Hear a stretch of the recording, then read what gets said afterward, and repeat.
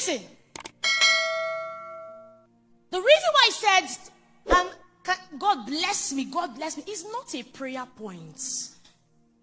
The prayer you should pray in your generation is, Lord, what did you bless me with?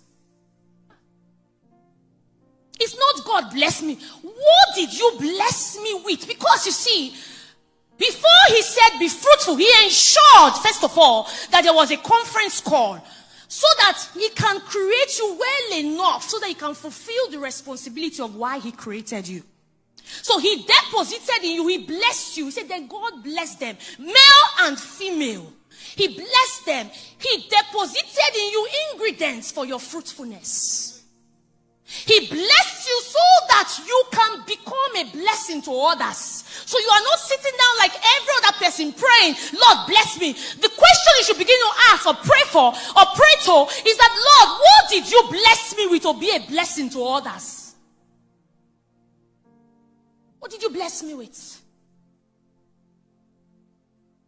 When I was single, I told myself that I do not want to be irrelevantly married. Because you can be married and not be relevant. Oh yes, the choice of your spouse can abort your purpose. So I saw experiences, I saw friends' experiences. I knew where I was coming from. A child coming from a broken home. And I said, I don't want to be a normal woman. Because when you are truly blessed to be a blessing, you can't be normal. You can't be ordinary.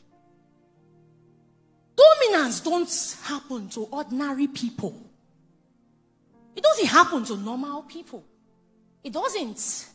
I'm not saying be mad. I'm not talking about psychiatric hospital.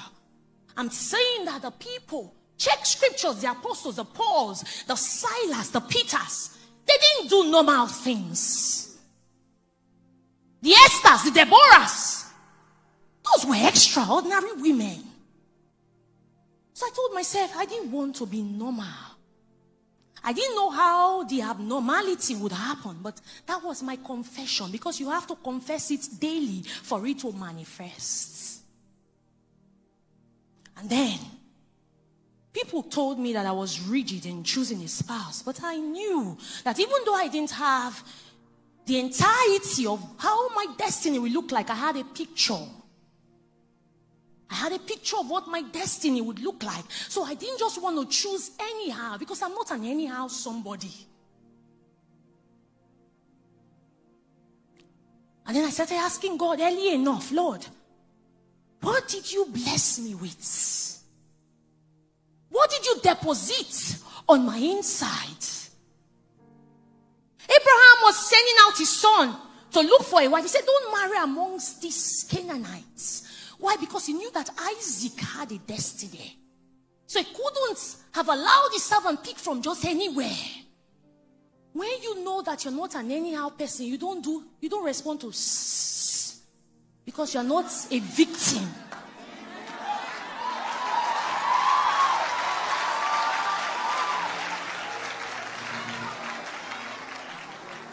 Come to excite you tonight. So while you clap, listen very attentively. Because in my generation, a lot of single ladies and men are making bad mistakes.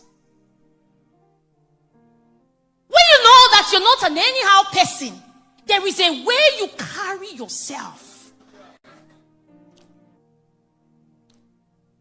In my single, people told me I was rigid because I was toning down toasters. I wasn't looking for just anyhow. I wasn't a kind of woman that was so excited because they were toasters. My destiny was beyond toasting. What were they telling me that I myself? That is the mistake you make. So you are looking for a man to tell you that you are beautiful. Come on.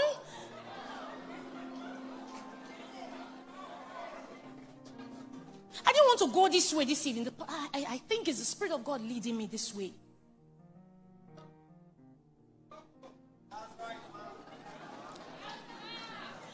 Because you see, when you understand what has been scripted about you, the things the toasters tell you are just extras.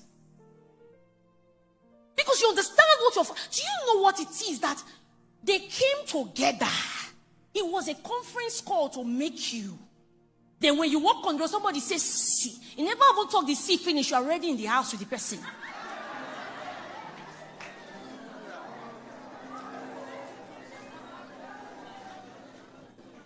Because you think, your mindset is that you think you need to be blessed.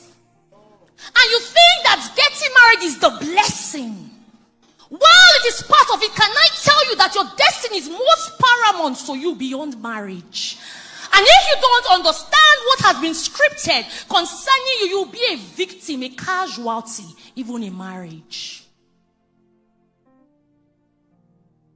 And I said to myself, Anwinli, you have been blessed, but Lord, how can I be fruitful? It was an instruction. So it pains the Father when there is no fruitfulness. How can I be fruitful? What did you put inside me that you said you blessed me with? So bring out to my world. And so one day, praying all this prayer,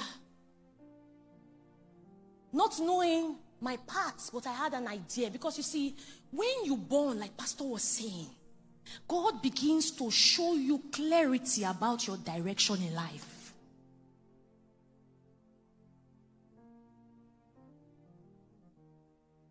And so I said, God, what am I? Where am I? Where am I going to? What's my direction? And he said, you are going to be ministering to women. I said, where? How? Where's the qualification? Where and how? I've called you into so and so field. He was giving me all the names. It didn't look like it. My background didn't look like it. Nobody has broken even in my background. In my where I was coming from, it looked like females were nothing. And I said, God, what did you bless this female with? I'm not inferior.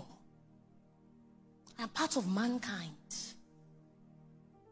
And that's how bit by bit, moving.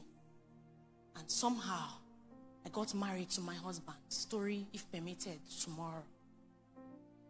Got married to my husband, not studying theater arts. Not knowing that we ever act. The only thing I remembered was that one year, sitting down in a congregation, amongst a congregation like this in an auditorium, back in my university days, a minister came that day. And while he was ministering, he pointed, he said, you there. And I turned my back. He said, no, you turning. He said, you are going to become a global actress. I said, how? As how? Where? How? I read biochemistry. I was reading biochemistry. Where and how? Listen, as much as I heard that prophecy, I did not try to study theater arts. I didn't switch courses. I didn't try to start looking for or try to join drama departments. I didn't do all that. Because you see, when you are in God, He determines the year of fulfillment of prophecies. So I wasn't trying to interpret what the man of God said. That was not my business. My business was to stay on God. And I said, oh wow, me, how? He said, global actress. And somebody else confirmed it. I'm like, how? Where now? How? So I left it and I kept on moving in the line, soaked in God. And so years after, I saw my husband. And then we got married.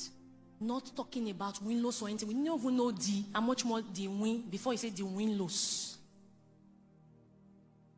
And so we got married. It was right in our living room. 2013. He said God told him that he should take, because my husband has always been into media, and that God told him he should use the tool to begin to impart life through drama. And he brought it to me, said me and him will be at it. I said, where, how? How is that going to work? And do I know how to act? How? Where? He didn't even know about the prophecies. So when we were going for conference and I started talking about it, like, seriously? And that was how we started that year and moving. Listen, the question you should ask yourself from this night, what have I been blessed with? Forget about who has passed you in life, or who is behind, or who is in front, or who has left you, or who you'd have graduated with and did not graduate with, who the job, the company you'd have been working with. Sit down there and ask the Holy Spirit, what have I been blessed with? In my generation, what is that tool that you have deposited on my inside to bring forth relevance, that I will become a blessing to lives? That's the question.